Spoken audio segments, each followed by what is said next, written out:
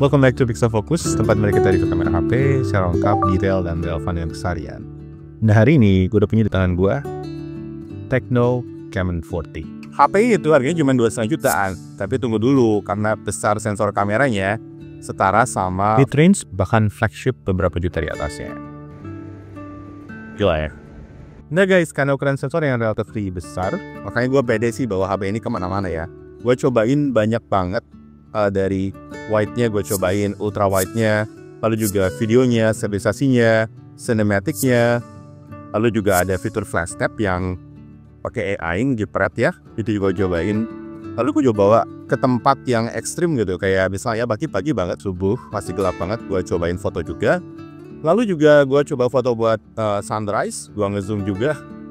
Jadi banyak banget sih yang gue cobain di HP ini, karena ya gue pede banget sih kalau kameranya akan bagus. Dan ternyata hasilnya memang, ya tungguin aja, jangan skip video ini dan tonton sampai habis kalau kalian pengen tahu kayak gimana performa dari Tecno Camon 40 ini. Yuk kita mulai.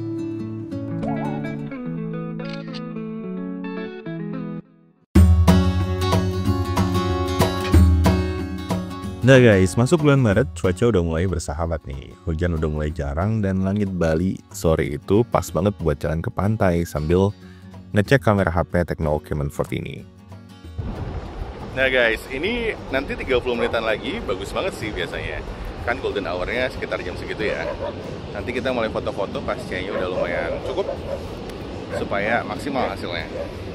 Nah jadi jangan kemana-mana, stay tune terus. Setelah gue tungguin agak lama sih, bahkan sampai mataharinya terbenam, ternyata sinar mataharinya tetap nggak gitu kelihatannya, mendung banget.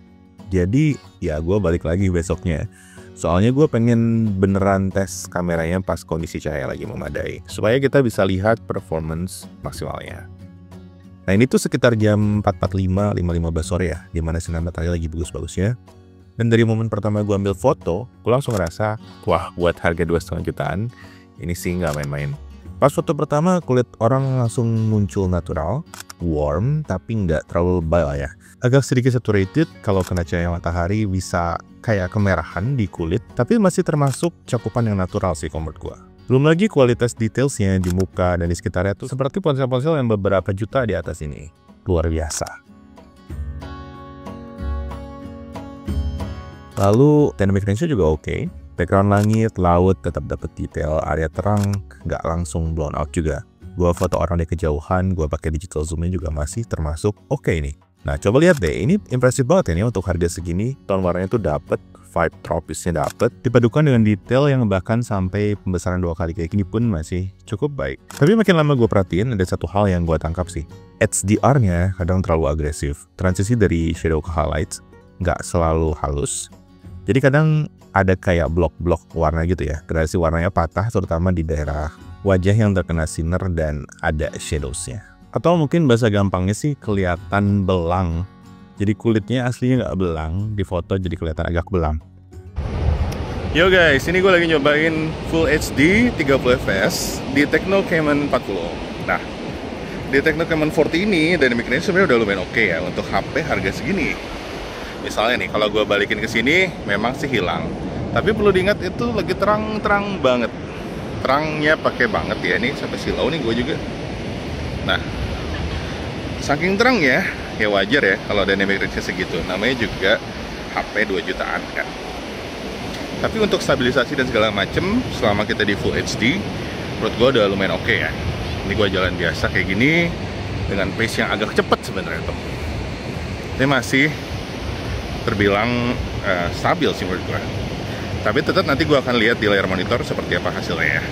Nah guys, kalau kita pindahin ke resolusi 2K, sayangnya kita nggak bisa pakai ultra stabilization-nya ya. Makanya hasilnya kayak gini ya, agak kayak kegempa gitu, kayak kegoncang-goncang. Jadi saran gue sih pakai aja yang Full HD, udah cukup kok, resolusinya udah cukup tajam. By the way, kalau kita ngomongin dynamic range di video, ini sebenarnya agak kurang ya. Tapi untuk HP mid-range gini yang 2,5 jutaan, udah bagus sih. Di kamera depan iya, ketika ada strong backlight kayak gini ya, tentu aja bagian yang kena cahaya terang banget di background jadi nggak jelas, karena dia prioritasin di mukanya. Nah ini gue berteduh di bawah payung, jadi muka gue tuh gelap ketutupan payung ya. Jadi ketika muka gue gelap, dia nerangin mukanya dan ngebikin backgroundnya juga jadi silau. Tapi begitu gue keluar dari payung kan kondisi terang gelapnya jadi nggak ekstrim lagi ya.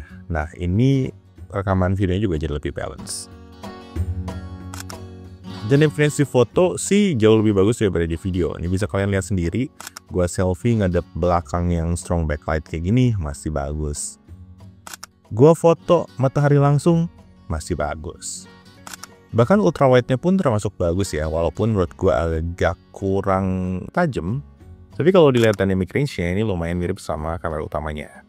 Ada perbedaan tone sedikit. Ya, namanya juga HP 2,5 jutaan, kita bisa expect kalau ini nggak akan terlalu konsisten ya antar lensanya. Tapi hasilnya udah cukup mendekati dengan kamera utamanya. Untuk skin tone, lagi-lagi kalau kita kena cahaya yang kuat ya, terutama cahaya matahari di golden hour kayak gini, skin tone tuh jadi agak punya tendensi kemerahan. Dan ini terjadi nggak cuma di kamera belakang, tapi juga di kamera depan kayak gini. Tapi overall, kualitas kameranya sudah bagus banget lah. Bahkan kualitas foto portraitnya pun lumayan bagus ya, terutama kalau cahaya terang kayak gini. Subject separation-nya lumayan rapi. Nah, buat yang bertanya-tanya apakah ada portrait video atau cinematic? Yes, ada loh. Nah, ini cinematic-nya lumayan ya. Nah, kayak gitu tuh. Jadi ya, apa ya, subject separation-nya ya entry level lah. Cuman menurut gue udah lumayan sih ini. Ngeblur-ngeblurnya oke ya. Tuh, bagus kan? Rekam kayak gini bisa ngeblur tuh. Ada anak kecil nggak kelihatan kan mukanya karena ngeblur. Bagus ya, keren nih. Ini mah wajib dibeli deh kalau kalian suka HP dan budget di 2 jutaan ke atas ya. Sorry, 2 jutaan atas maksud gua. Wajib lah, wajib dibeli. Gua sangat-sangat puas sih dengan kameranya. Bagus banget. Bagus banget buat harga segini ya, bagus banget. Ini by the way bisa ditukar ya, bisa ditukar, sekali lagi gue jelasin bisa ditukar. Nah ini juga bisa digedein tuh kalau mau. Nah kita tukar lagi, bisa nih. Aduh, coba HP 2 jutaan bisa kayak gini, HP yang 6, 5, 7 ke atas banyak yang nggak bisa nih. Gimana nih? Dong jangan mau kalah ya. Nah ini nge-lag gak sih? Kayak agak nge-lag ya. Kalau ditukar nge-lag gak ya? Coba ya. Coba ini gue tuker. Audio gue masih nge-lag. Nah, ekspektasi gue dan HP 2,5 jutaan cuman fitur itu aja yang bisa dinikmati secara enak gitu. Tapi ternyata slow motionnya juga lumayan oke. Dynamic range-nya emang sih agak kurang. Tapi kalau kalian punya momen yang menarik kayak gini nih, direkam pakai slow motion tuh jadinya cakep banget.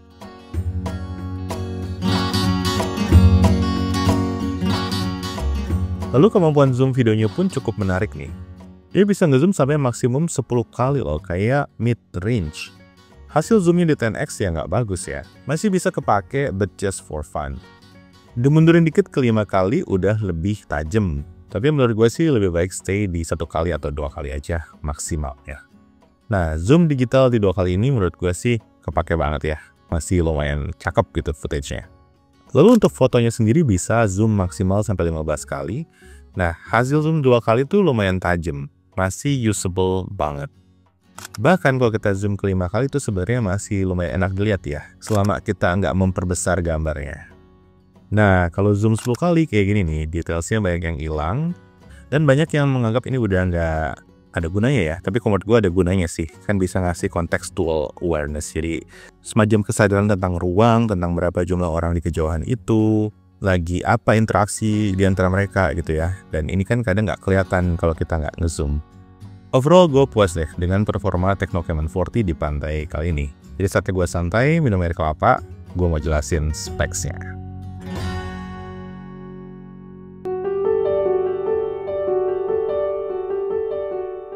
Camon 40 ini bodinya sebenarnya tipis ya, dan cukup ringan. Kalau kalian lihat di foto sebenarnya nggak kerasa terlalu elegan, tapi kalau pegang sendiri kerasa ini kayak HP 3-4 jutaan. Finishing belakangnya matte, jadi nggak gampang ninggalin sidik jari, frame-nya kerasa kokoh. Pasti genggam nyaman ya, nggak licin tapi juga nggak kasar. Tombol-tombolnya juga clicky. Nah, yang menarik itu di sisi kiri ada tombol shutter buat kamera ya. Jadi kalau dipencet 2 kali, kalian bisa langsung masuk ke mode yang namanya flash snap. Mode apa ini? Nanti kita bahas ya. Stay tune aja terus. Dari segi display-nya, Tecno Camon 40 punya layar 6,78 inci, udah AMOLED 120Hz, dan layar ini juga punya protection tanda King Glass. IP ratingnya cuma IP66 ya. Jadi ini tuh tahan air tapi cuma sampai level tertentu, jadi nggak bisa dicelupin ke air. Nggak bisa ya guys. Nah, beberapa speknya lagi yang bisa kita catat di luar kameranya adalah baterainya 5200 mAh, punya charging 45 watt, wire, dan gak ketinggalan punya loudspeaker yang udah stereo. Kualitas loudspeakernya sendiri juga cukup oke ya, cukup keras dan cukup bersih. Emang sih nggak terlalu bulat, tapi ini udah sangat enak buat dengerin musik, buat nonton YouTube, buat main game.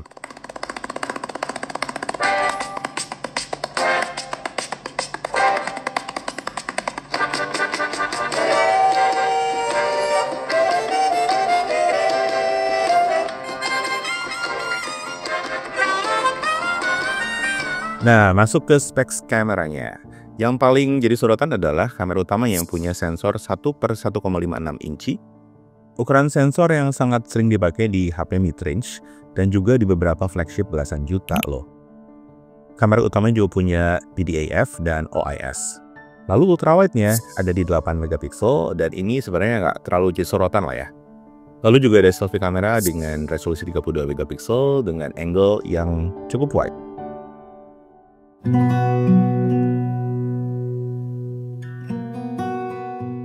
Untuk UI kameranya sendiri di AI cam atau di auto mode-nya, kita bisa ngezoom dari 0,6 kali sampai 15 kali maksimum zoom.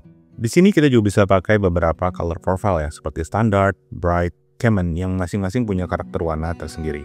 Karakter warna ini juga masih bisa dipadukan dengan filter yang tersedia di sini. Kita juga bisa nyalain atau matiin HDR-nya ya. Ada beberapa penolong juga seperti grid. Lalu tentunya ada fitur watermark yang bisa dinyalain dan dimatiin ya.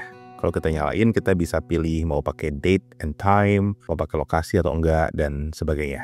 Masuk ke mode video, kita bisa nyalain cinematic atau portrait videonya dari sini dengan mencet tombol F ini, dan ada bukaan dari 1,0 sampai F16. Range-nya luar biasa sih. Di mode video ini kalau kita mau nyalain ultra steady, kita cuma bisa mentok sampai resolusi 1080p dengan frame rate 30 fps aja. Tapi kita masih bisa ngeboost sedikit ke 1080p dengan high frame rate. Nah, kalau kita pindahin ke 2K 30 fps, itu udah nggak bisa lagi pakai ultra steady on ya. Jadi kalau kita klik ultra steady on ya, dia pindah lagi ke 1080p 30 fps. Nah, pilihan resolusi tadi juga sama persis kalau kita pindahin ke kamera depannya. Masih di video recording ada beberapa fitur unik ya, seperti AI focus, bisa juga nge-mute suara kita ketika lagi ngerekam video. Kita juga bisa nyalain HDR di sini, tapi ini bukan true HDR ya, cuman memperluas dynamic range-nya aja. Nah, di mode video kalau kita rekam di kamera utama, kita bisa mulai dari 1 kali sampai maksimum 10 kali. Kalau kita mulai rekamannya di kamera ultrawide, kita bisa rekam dari 0,6 kali zoom sampai 2 kali zoom. Di fitur portrait, ada beberapa pilihan focal length dari 24 mm, 35 dan 50 mm yang adalah hampir 2 kali perbesarannya. Ada efek beautify juga yang bisa kita nyalain matiin sesuka kita. Lalu kita juga bisa atur intensitas bokehnya seperti sama tadi di cinematic video. Fitur-fitur lainnya meliputi super night, flash snap yang nanti gue jelasin, dual video yang tadi kalian udah lihat contohnya di awal, dan pro photo. Nah, punya pro photo di HP budget segini tuh keren banget sih. Dia punya ISO dari 50 sampai 3200. ISO-nya sensitif banget. Gue suka banget sih mode pro ini. Di akhir video gue punya eksperimennya, nanti gue kasih lihat sebagus apa hasil foto dari mode pro ini. Lalu ada beberapa fitur lainnya yang mungkin akan gue bahas di video terpisah ya. Follow aja Instagram gue untuk tungguin tips-tips dari Canon 40. Nah, kalau kalian penasaran, ini extra features-nya. Dan ini adalah general setting yang bisa kalian explore kalau kalian pakai Canon 40.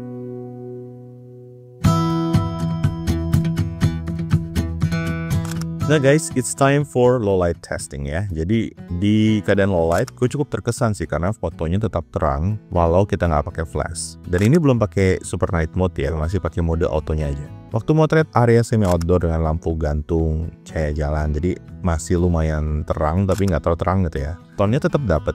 Hasilnya tetap lumayan natural, saturated tapi nggak terlalu banyak lah. Ada sedikit kesan agak kemerahan atau terlalu warm di beberapa situasi, tapi dimaafkan lah. Lalu yang impresif juga adalah noise levelnya cukup rendah ya, nggak terlalu banyak noise, nggak terlalu juga kerasa noise reduction-nya. Ada fine details yang masih lumayan kerasa gitu, kayak rambut teksturnya masih kelihatan, baju pattern-nya masih kelihatan.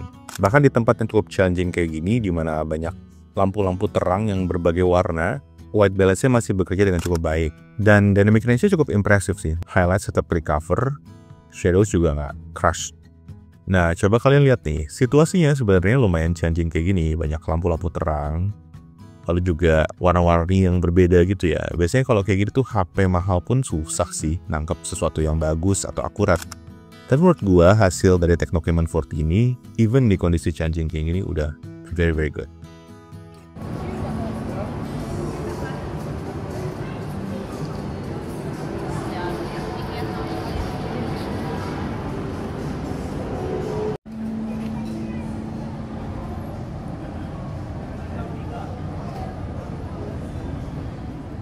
Hasil rekaman videonya di malam hari itu agak sempit dynamic range-nya, terutama daerah shadows-nya nggak terlalu keangkat. Cara betulinnya gampang kok, dia punya video editor bawaan yang lumayan lengkap. Tapi ini hasil yang mentahnya kayak gini ya kira-kira. Kalau kita jalan nggak terlalu cepet, lalu juga nggak terlalu gasrak-gusruk ya pas kita panning, hasilnya lumayan bisa dinikmati kok. Hasil zoom 10 kalinya nggak bisa dinikmati sih. Terlalu pecah-pecah, terlalu noisy. Nah anyway, buat ngehindarin jitter-jitter tuh bisa pakai gimbal ya. Ini gue pakai gimbal ratusan ribu. Gue pakai buat record di kondisi low light yang banyak cahaya. Biasanya kan jitter nih. Nah ini pakai gimbal hasilnya lumayan smooth. Jadi HP ini dipaduin sama gimbal, hasilnya bisa lumayan nih, bisa buat konten. Nah kalau teman-teman penasaran gimbalnya apa, ini tinggal klik aja produk ini. Nah ini gimbal yang gue pakai nih. Siapa tahu kalian mau beli buat HP kalian di rumah. Nah anyway, balik ke soal tone mapping yang sebelumnya gue bahas ya pas siang-siang. Beberapa foto yang gue ambil di bawah lampu jalan atau jendela toko itu overall warna tetap stabil sih. Tekstur bangunannya pun tetap kelihatan, tekstur daun, kayu tetap kelihatan cukup jelas. Tapi tone mapping HDR-nya masih kerasa banget. Jadi dia tuh kayak nge-push HDR-nya sampai ada kombinasi shadow highlights yang kerasa ekstrim. Gradasinya tuh nggak kerasa halus. Kalian bisa lihat di daerah pipi ini ya.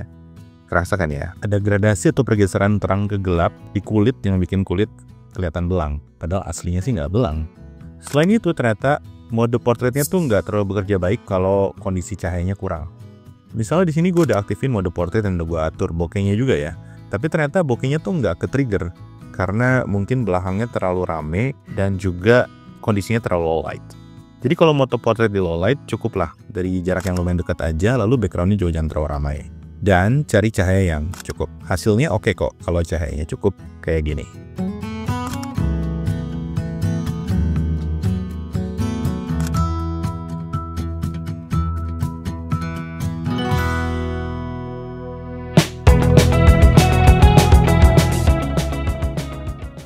Nah di sisi positifnya, OS-nya tuh punya UI yang cukup cantik. Gue suka dengan pendekatan desainnya secara umum yang rapi, minimalis, dan modern.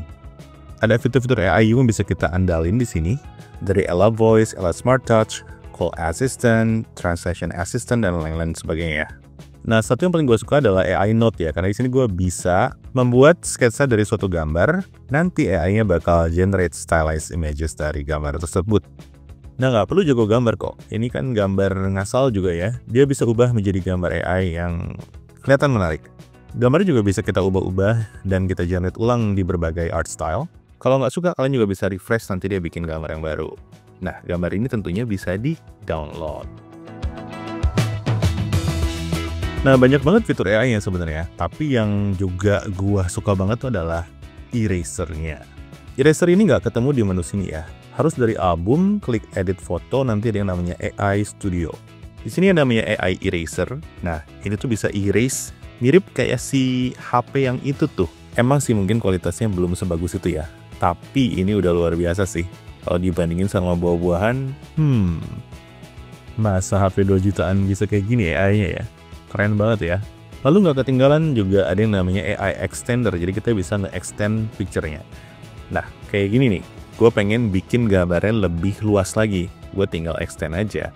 Tunggu beberapa detik, jadi deh. Nah, menurut kalian worth it nggak sih beli Tecno Camon 40 dan dapat fitur AI sebanyak ini? Nah, kalau menurut kalian worth it, tunggu dulu sampai kalian lihat fitur AI yang berikut ini. Namanya Flash Snap.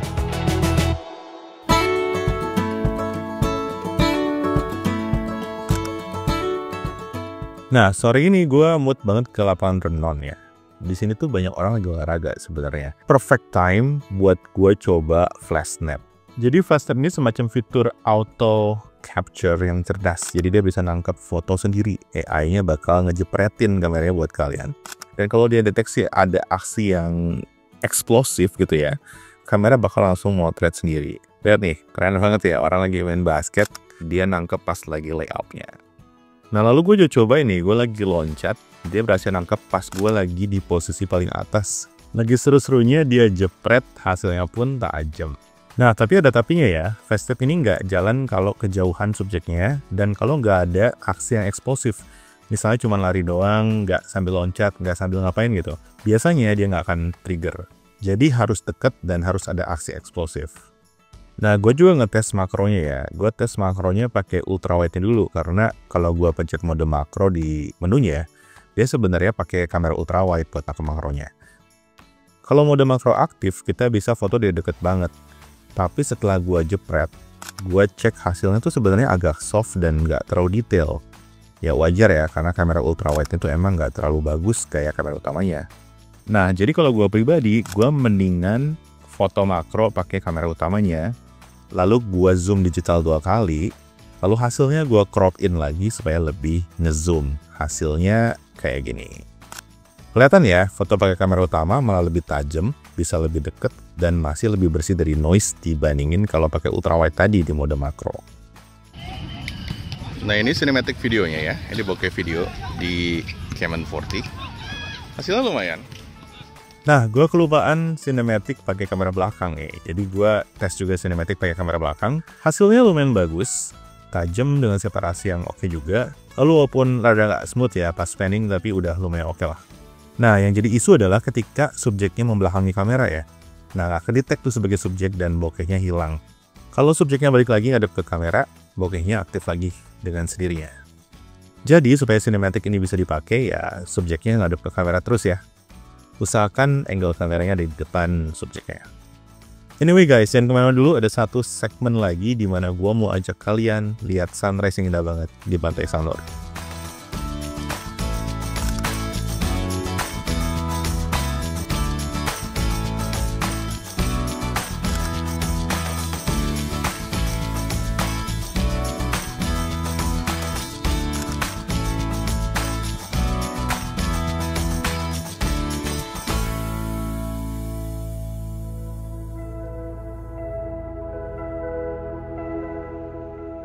Nah, nggak lengkap review Pixelfocus kalau nggak ada tes sunrise atau sunset.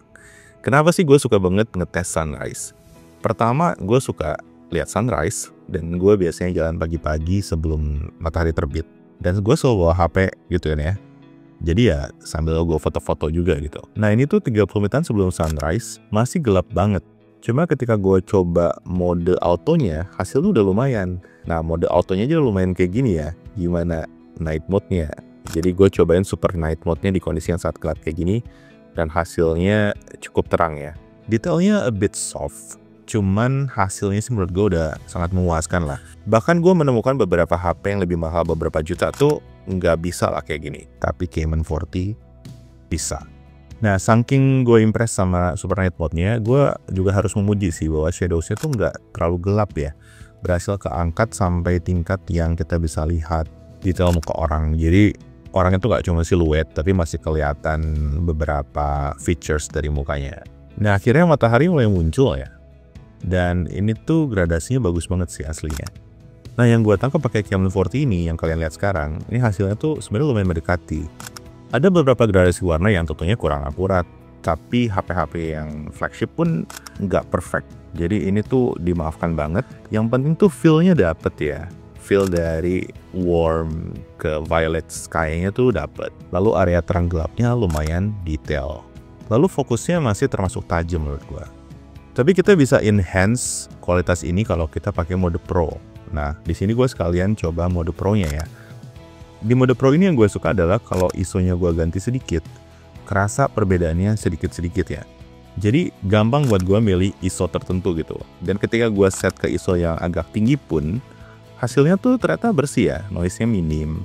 Gue amazed loh sampai gue foto berkali-kali karena spektrum warnanya muncul jelas, kuning pastel, pink samar, biru pucatnya tuh dapat semua ya. Terus kamera ini berhasil nahan highlights langit sambil tetap nyimpen warna di awan. Vibe hangatnya itu dapat banget. Nah, ini kenapa gue seneng banget sunrise test. Ketika dapat foto yang bagus kayak gini, Gue merasa ini adalah momen yang paling satisfying dari semua pengujian gue. Karena bukan cuma kamera yang kerja, tapi gue juga punya ruang buat berekspresi. Nah, momen-momen kayak gini lah, dan hasil foto dari sebuah smartphone yang sebagus ini ya, yang bikin gue semangat sih buat ngetes dari satu smartphone ke smartphone lainnya. Di kondisi kayak gini, bangun pagi-pagi. Karena ketika gue dapat hasil yang memuaskan, selain gue yang gak bosan dibikin amazed sama sebuah kamera HP, ini juga merupakan sebuah healing sih buat jiwa kita. Bener nggak?